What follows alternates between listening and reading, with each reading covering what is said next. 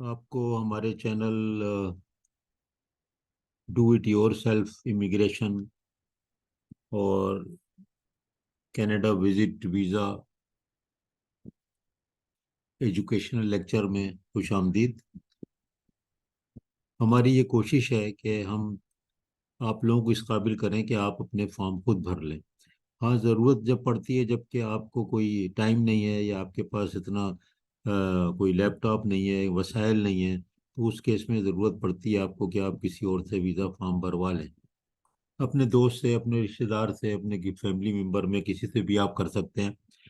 हाँ, अगर आपको कोई बड़े बिजनेस में जाना है और कोई कॉम्प्लिकेटेड प्रोविंशियल नॉमिनी प्रोग्राम्स हैं, दूसरे हैं, तो हो सकता है कि आपको ज़रूरत पड़े किसी कंसल्टेंट की।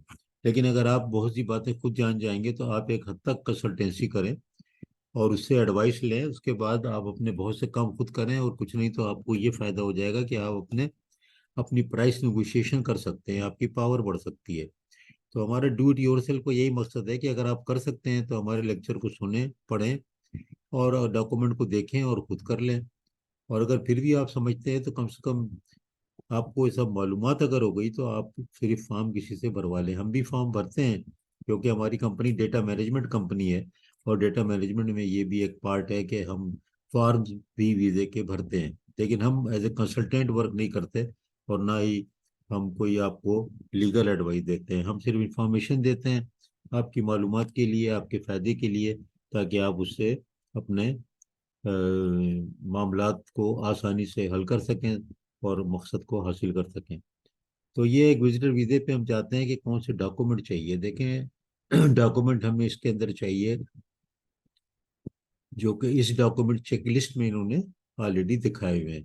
तो हम इस डॉक्यूमेंट चेकलिस्ट पे जाते हैं और हम देखते हैं कि क्या क्या डॉक्यूमेंट इनको चाहिए विजिटर वीज़े के लिए। तो देखें, डॉक्यूमेंट चेकलिस्ट हमारे सामने है। ये डॉक्यूमेंट चेकलिस्ट जो होती है ना इनकी, इसको भी जब आप फॉर्म ऑनलाइन भरते हैं या पेपर से पे भी भरते हैं, पेपर पाकिस्तान से तो अब नहीं भरते, अलाउ नहीं है यहाँ से, सिर्फ ऑनलाइन होता है। तो आप विजिटर वीज़े का जो फॉर्म भरते हैं वो ऑनलाइन ही भरते हैं। तो उसके अंदर ये जो डॉक्यूमेंट चेकलिस्ट है, इसके ऊपर भी टिक लगा के सारी चीज़ें आप भेजते हैं। तो ये डॉक्यूमेंट चेकलिस्ट से फ़ायदा ये है कि जब भी फॉर्म भरने बैठे तो सबसे पहले आप डॉक्यूमेंट को देखें क्या ज़रूरत क्या है। मोटे मोटे डॉक्यूमेंट तो आपको पता ही है। और फिर एक विजिट वीजे को भी समझे कि इसका इन्होंने नाम टेम्परेरी रेजिडेंट वीज़ा रखा हुआ है। एक परमानेंट रेजिडेंट होता है जो पीआर पीआर करके मशहूर है, और जो एक टेम्परेरी रेजिडेंट वीज़ा असल में विजिटर वीज़ा ही होता है। और ये आप जब स्टडी लेते हैं, स्टडी परमिट लेते हैं, तो वो भी विजिट के लिए हो सकता है, विजिट ही होता है। अगर आप वर्क परमिट लेते हैं तो वो भी विजिट ही होता है। और अगर आप बिजनेस कॉन्फ्रेंस, बिजनेस मीटिंग और एग्जीबिशन में जाते हैं, वो भी विजिट में ही कवर हो जाता है। तो इस सारों के लिए ये विजिट वीज़ा ही आपको लेना होता है, इसीलिए इसका नाम जो है ना टेम्परेरी रेजिडेंट वीज़ा है। आप देखें कौन कौन से डॉक्यूमेंट चाहिए, तो सारे डॉक्यूमेंट इसमें दिए हुए हैं। इंस्ट्रक्शन गाइड भी आपको दी हुई है, 5 to 5 6 कुछ आगे पढ़ें। लेकिन अगर टाइम नहीं है तो फिर हम बहुत ही समराइज करके आपको चीज़ें आसान जबान में बता रहे हैं। और आप इसमें देखें कि ये डॉक्यूमेंट की एक लिस्ट है जो कि ऑफिशियल लिस्ट है, हम कोई अपनी तरफ से नहीं बता रहे हैं। ये I have enclose the following देखे ना लिखा हुआ है, इसका क्या मतलब है कि आप जो अपने फॉर्म भर रहे हैं तो आप कह रहे हैं, और इसमें आपको हर आइटम को चेक करना है। ये देखें, सही का निशान लगाना है, क्रॉस का निशान न लगाएं, सही का निशान लगाएं इसमें। यहाँ पर जब आप फॉर्म भरेंगे ना ऑनलाइन, पहले आप जो अपना अकाउंट क्रिएट करेंगे जीसी की के लिए, और फिर उसके बाद आप ऑनलाइन एप्लीकेशन पे जाएंगे, वो भी हम आपको पूरा तरीका बता देंगे। फिलहाल सबसे पहला स्टेप यही होता है कि आप डॉक्यूमेंट अपने चेक करें। तो आप यहाँ टिक, एक इसको जब भी आप करें पहले इसको प्रिंट कर लें। प्रिंट करके आप पेंसिल से इसके ऊपर निशान मार लें कि कौन सी चीज़ आपके पास है रेडीली और कौन सी चीज़ आपके पास नहीं है। तो अब इसमें आप देखें कि ये एक फॉर्म है, ये फॉर्म आपको भरना है, इसके साथ देना है। 5 to 5 7 हम आपको दिखाएंगे। फिर आप देखें कि ये आप फैमिली इंफॉर्मेशन का एक फॉर्म है, वो आपको भरना है, 5707 आपको भरना है। फिर उसके बाद ये इससे पाकिस्तान में हम लोगों का कोई ताल्लुक नहीं है। उसके बाद यूज और रिप्रेजेंटेटिव, अगर आप रिप्रेजेंटेटिव रखना चाहते हैं, यानी कि आप एक कंसल्टेंट रखते हैं जो कि क्वालिफाइड होता है और आपके रेगुलेटेड होता है, रजिस्टर्ड होता है गवर्नमेंट ऑफ कनाडा के साथ, तो उसमें आपको फिर ये फॉर्म भी भरना है। फिर आपका रिप्रेजेंटेटिव के पास ही सारा आपका ईमेल आएगा वो सारा आपको बताएगा, और जो भी उसकी फीस होगी वो उसको लेंगे। और कोई हर्ज नहीं है फीस लेने में, जब काम करेंगे तो फीस तो देनी होगी। और ये एक authority to release personal information है, ये भी आपको भरना पड़ता है। अब ये फॉर्म हो गए, फॉर्म के बाद जो हम इसके बाद आते हैं कि डॉक्यूमेंट कौन से हैं। ये तो फॉर्म हो गए ना, फॉर्म लिस्ट लिखा हुआ है, आप देख लें, फॉर्म लिस्ट, ये फॉर्म है, ये फॉर्म हो गए। और उसके बाद जो हम आते आते हैं डॉक्यूमेंट चेक लिस्ट। ये देखिए डॉक्यूमेंट लिस्ट है। एक तो फी पेमेंट जो है, जब आप ऑनलाइन फॉर्म भरते भरते आखिर में जाते हैं तो वैलिडेट करते हैं, और वैलिडेट करने के बाद फिर आप वापस, वो आपको ले जाता है फीस वाले उसमें पेज पे, तो और आप फीस जमा करते हैं ऑनलाइन बाकायदा। इसमें आप अपने क्रेडिट या डेबिट कार्ड से आप फीस जमा कर सकते हैं। और डॉक्यूमेंट चेकलिस्ट में आप अपने पास कागज़ में जो प्रिंट करेंगे लगाते जाएं, देखते जाएं।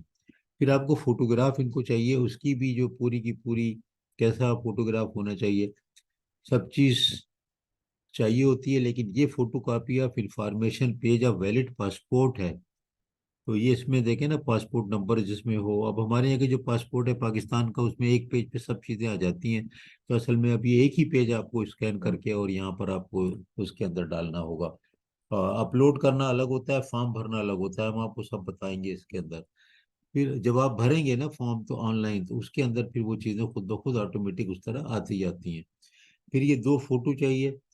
ये फोटो देखें, अगर आप ये यहाँ पर जाएंगे तो ये फोटो के स्पेसिफिकेशन पे आपको ले जाएगा। वहाँ पर आपके फोटो के स्पेसिफिकेशन के कैसा फोटो होना चाहिए। लेकिन ये जो है, ये अगर आप ना भी पढ़ेंगे तो पाकिस्तान में किसी जगह भी जाएंगे फोटोग्राफर के पास, तो वो आपको सही फोटो पूछ के दे देंगे। आपको सिर्फ ये बताना होगा कि आपकी जो है वो कनाडा के लिए आप हैं। और ये भी बताइए कि विजिटर वीज़ा है, पीआर है, कभी कभी अलग अलग होता है, और कोई एक दूसरे मुल्क की सबकी अलग अलग हैं, तो आप ये मत करें। और फिर फोटो फ्रेश होना चाहिए।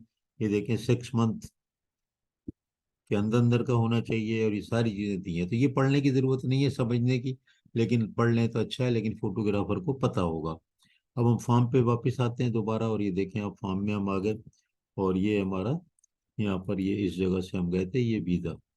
फिर अब आपको ये बायोमेट्रिक भी, बायोमेट्रिक आपको देनी है, और ये फोटो भी खींचेंगे वहाँ पे।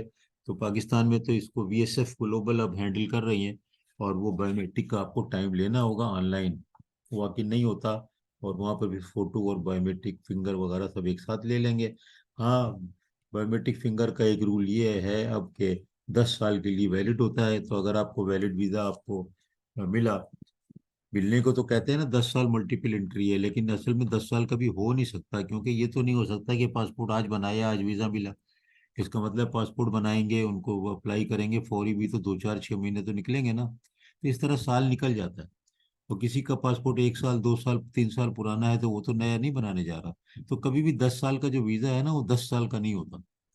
वो कैसे होगा, आप खुद सोच रहे, लॉजिक नहीं बन रही।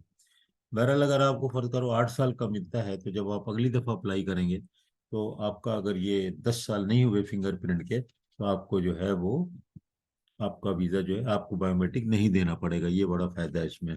और ये रूल अब ऑस्ट्रेलिया के लिए भी है, ये रूल यूएसए के में भी है, सबके लिए उन्होंने यही सिस्टम किया है। फाइनेंशियल सपोर्ट देखिए बहुत इंपॉर्टेंट है कि आपकी जो फैमिली है, फैमिली की डेफिनेशन जो है ना, स्पाउस और है जो आपके साथ, तो वो सारे के सारे आपके बैंक अकाउंट, बैंक बैलेंस। लेकिन ये नहीं कहते कि आपको विजिट वीजे के लिए कोई ज़बरदस्त बैंक बैलेंस चाहिए, लेकिन फिर भी आपको प्रूफ ऑफ फंड इतना तो देना है ना कि भाई आप 3 4 महीने को जा रहे हैं, तो वहाँ पर 1,500 2,000 डॉलर तो पर मंथ खर्च होगा। अगर आप रहाइश आपकी नहीं है, आप बता दें मेरे रिश्तेदार हैं, बहन भाई हैं, वहाँ रहेंगे, एड्रेस दे दें, तो उसके बाद भी तो खर्चा होगा ना। तो आप, आपके पास 5 6 हज़ार 10,000 डॉलर तो होने चाहिए ना। फिर इसी तरह अगर आप फैमिली के साथ अप्लाई कर रहे हैं, तो फिर आपका जो मैरिज सर्टिफिकेट है वो इंग्लिश में करके आप देंगे। फिर पर्पस जो है ना, ट्रैवल, ये बड़ा इंपॉर्टेंट है। ये जो है ना, ये क्यों जा रहे हैं भाई आप, तो ये इसकी लॉजिक भी होनी चाहिए जाने की। मिसाल के तौर पे आप नवंबर या दिसंबर में अप्लाई करते हैं कि मैं तो घूमने फिरने जा रहा हूँ कनाडा, तो आपको वीज़ा मिलने के चांसेस बहुत कम है, क्योंकि वो समझ रहे हैं कि आपका ये मकसद नहीं है। क्योंकि दिसंबर में जनवरी में आप क्या करेंगे, वैसे ही नायग्रा फॉल भी सब बर्फ ही बनी हुई होती है, बर्फ ही गिर रहा होता है। पहली दफ़ा हम जा चुके हैं कि हम गए ही सर्दियों में थे, तो हम तो वहां पर पहुंचे तो हम ढूंढ रहे थे नायग्रा फॉल, तो बर्फ ही बर्फ थी और बर्फ ही गिर रहा था।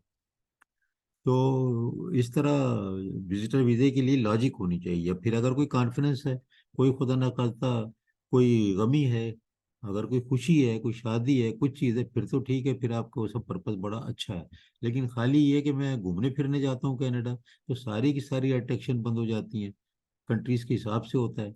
अमेरिका में तो इतनी नहीं बंद होती कि ऑरलैंडो वगैरह जो असल अट्रैक्शन है, लेकिन नायग्रा फॉल जो है मेन अट्रैक्शन। आप लिखेंगे जब आप कनाडा जाएंगे, और क्या लिखेंगे, Niagara fall one of the major है ना अट्रैक्शन। तो इसलिए आपको ये सब, अगर आपके रिश्तेदार हैं, मिलने जा रहे हैं, कोई खुशी है, कोई मसला है, कोई वजह है, नहीं तो वैसे भी आप जा सकते हैं, तो वो भी ज़रा अवॉइड करें कि आप नवंबर दिसंबर के जाने की बातें ना करें। आप वीज़ा अप्लाई करें भी तो लिखिए कि मुझे अप्रैल में जाना है, तो चांसेस बढ़ जाएंगे। फिर इसी तरह photo copy of your current immigration status, यानी अगर आप जैसे पाकिस्तान में है ना, तो यहाँ पर आपकी क्या स्टेटस है, तो आपका सिटीजनशिप है नहीं है, ये तो हम लोग का क्या है, उनका एनआईसी हमारा होता है, वो हम दे देंगे, पासपोर्ट तो ले ही चुके हैं वो।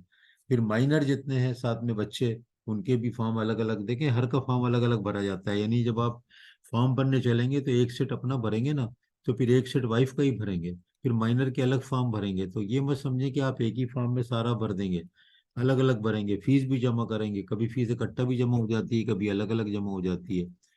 तो एनी एडिशनल डॉक्यूमेंट जो कि हो सकता है वो आपसे मांग ले। जब ये सारे डॉक्यूमेंट आपके मुकम्मल होते हैं, तो कभी कभी ऐसा होता है कि फिर जब बस जवाब आता है, तो कुछ दिनों के बाद वो कहते हैं कि आप ये डॉक्यूमेंट और भेज दें।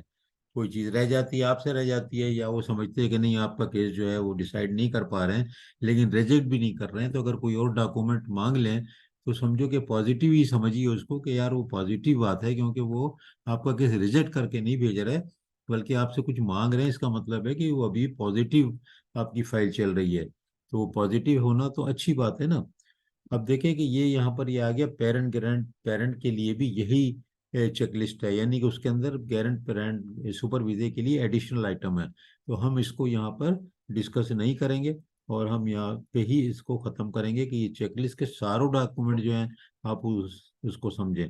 अब हम अगले जो वीडियो बनेगी उसके अंदर हम आपको रियल फॉर्म दिखाएंगे, और हम ये ग्रैंड पेरेंट और इसके सुपर वीज़ा है इसके मुतालिक भी बात करेंगे दोबारा। और हम आपको फॉर्म एक्चुअली जो है दिखाएंगे, और सब आइटम आपको दिखाएंगे कि आप किस तरह उनको भरेंगे। तो अगर आपको वीडियो अच्छी लगे तो आप इसको सब्सक्राइब कर दीजिए, लोगों को बता दीजिए, लोगों के फ़ायदे के लिए, एजुकेशन के लिए। और उसके बाद भी आपको अगर कोई हेल्प चाहिए तो हमारा ईमेल एड्रेस आपको इस पे था, हमारा ईमेल एड्रेस। तो हमारे ईमेल एड्रेस जो है, इसमें आप यहाँ पर हमें आप ईमेल कर दें, हम आपको बताएंगे अगर और भी कुछ ये है। लेकिन ये सिर्फ एडवाइस होगी, कोई जिम्मेदारी नहीं होती।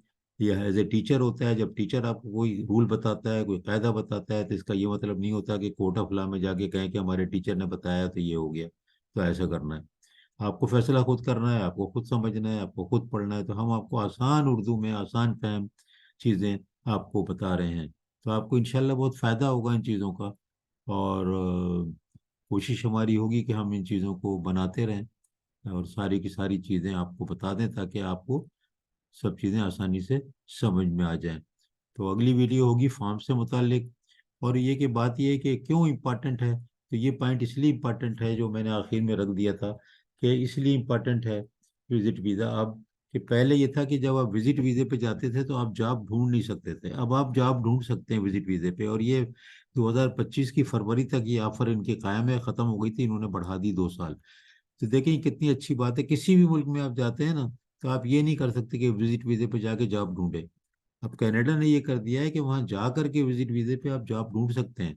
जाने से फ़ायदा ये होता है कि आपके वहाँ पर रिलेशनशिप होते हैं, आपके जानने वाले होते हैं, वो आपके इंटरव्यू अरेंज करा देते हैं, तो प्रोसेस तेज़ हो जाता है, और आपको वर्क परमिट मिल जाता है, अगर है तो फिर आप जॉब कर सकते हैं। और वर्क परमिट अगर आपका चलता रहेगा, तो फिर उसके बाद आपको फ़ायदा ये है कि आप पीआर यानी परमानेंट रेजिडेंट के लिए भी सर्टेन टाइम के बाद अप्लाई कर सकते हैं। तो ये देखिए बड़ा फ़ायदा है।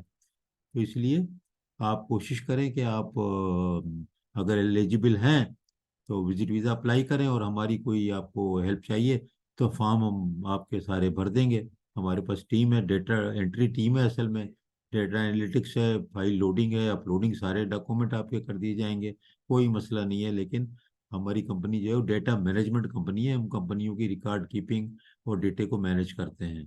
बहुत बहुत शुक्रिया आपका।